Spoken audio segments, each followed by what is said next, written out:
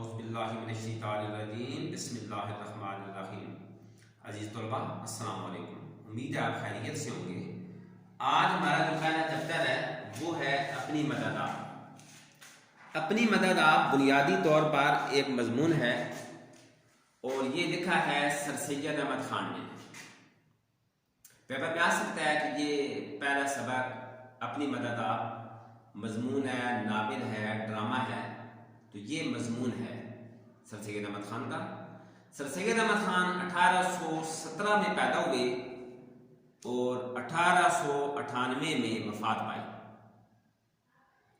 سر سید احمد خان دلی میں پیدا ہوئے۔ سر سید احمد خان کے والد کا نام تھا سید محمد متقی۔ ان کی جو تصانیف ہیں ان میں آثار الصنادید، اسباب بغاوت ہند، خطبات احمدیہ اور مقالات سر سید شامل ہیں۔ یہ ان کی تصانیف ہیں۔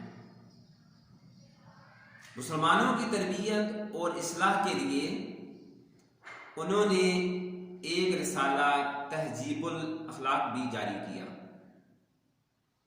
سر سید کا سب سے بڑا کارنامہ سادہ اور آسان نثر کا فروغ تھا۔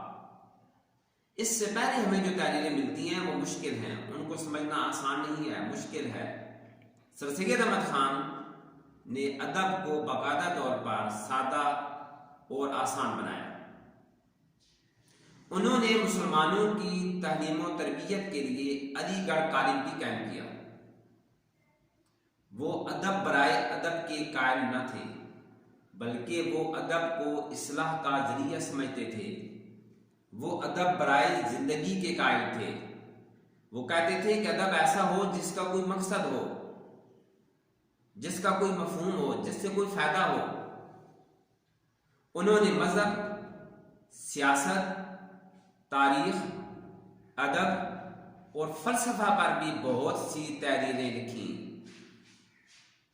سر سید کا اردو ادب پر بڑا احسان یہ ہے کہ وہ زبان جو صرف حسن و عشق کی دنیا تک محدود تھی، حقیقت نگاری اور اصلاح کے لیے استعمال ہونے لگے۔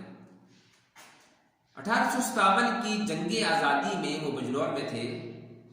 اس جنگ میں مسلمانوں کی تباہی نے ان کے دل پر گہرا اثر کیا اور انہوں نے مسلمانوں کی اصلاح کا بیڑا اٹھایا۔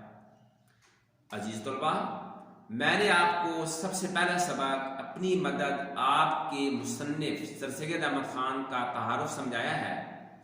یہ آپ کا جو آبجیکٹو پیپر ہے اس کا حصہ ہے۔ جو بھی شاعر یا مصنف ہیں ان کے حوالے سے جو تحریریں ہیں وہ آپ کے صرف آبجیکٹو پیپر میں آ سکتی ہیں، سبجیکٹو میں نہیں۔ آبجیکٹو میں آ سکتا ہے کہ سر سید احمد خان کب پیدا ہوئے، انہوں نے کب وفات پائی، ان کے والد کا نام کیا تھا، ان کی تصانیف کے نام کیا ہیں، ان کا رسالہ تہذیب الاخلاق کون سا تھا۔ یہ تمام باتیں آبجیکٹو میں پوچھی جا سکتی ہیں۔ عزیز طلبہ، امید ہے آپ کو سمجھ آ گئی ہوگی۔ آپ نے یہ تمام کام جو میں آپ کو بھیج رہا ہوں، آپ نے اس تمام کام کو اپنی نیٹ کاپی پر صاف صاف کر کے نوٹ کرنا ہے۔ اگلے لیکچر تک اجازت دیں۔ اللہ حافظ۔